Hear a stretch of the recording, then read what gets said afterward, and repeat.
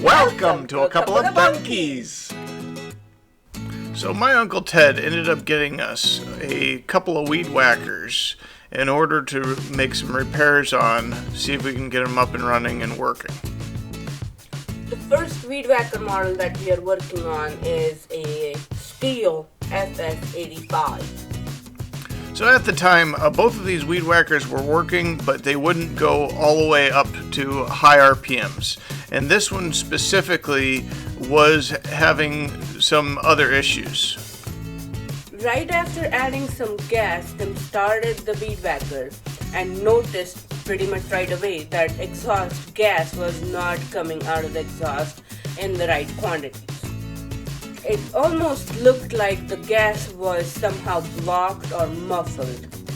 So I went ahead and took off the exhaust completely, and it ran like a banshee.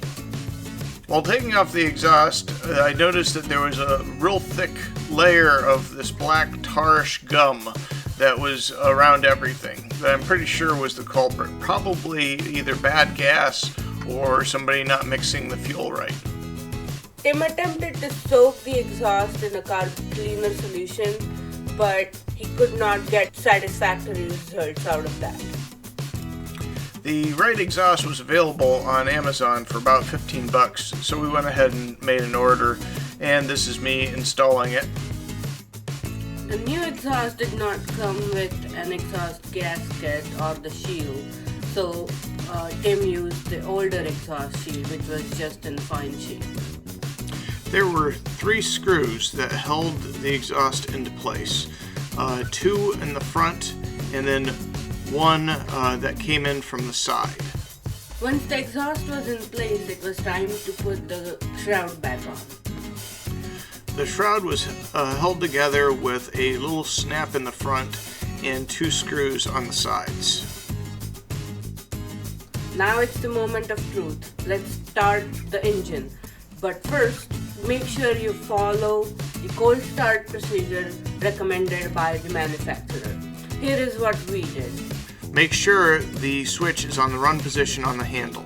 Then apply the choke and prime the primer bulb even if it's full of fuel, at least 5 times. Now pull the starter rope until it starts.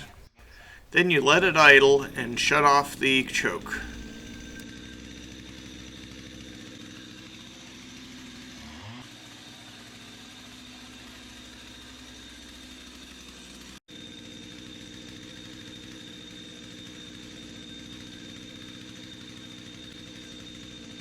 To shut it off, flip the switch on the handle from run to off position. We have a lot of brush, heavy brush in our area that we need to go ahead and clean up.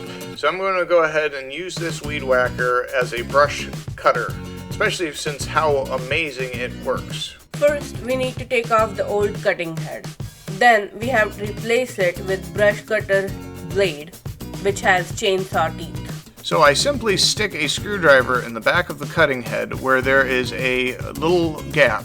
That holds the drive in place so you can unscrew, and you do it clockwise. And the stock cutting head will come off almost immediately.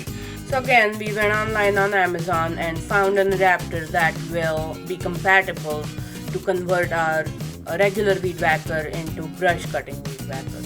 So that little piece is called a thrust plate, and it gets placed right on the top of the drive of the weed whacker. Then you go ahead and put the cutting blade on the thrust plate. We again went online and found the cutter head. So I went ahead and put the nut on and started tightening it. It tightens counterclockwise. To fully tighten it, make sure to block the shaft with a stop pen or a screwdriver, and finish up the job with a wrench. Remove the pin or screwdriver, and it should be ready to go. Now let's give it a go. See how well our cutter head works.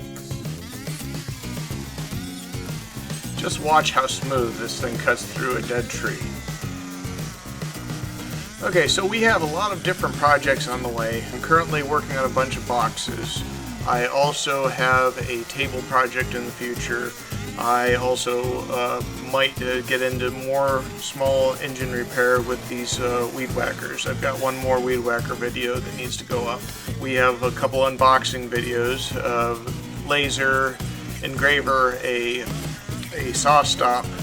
I hope you like and subscribe, and look forward to our upcoming videos. Thank you very much. Bye.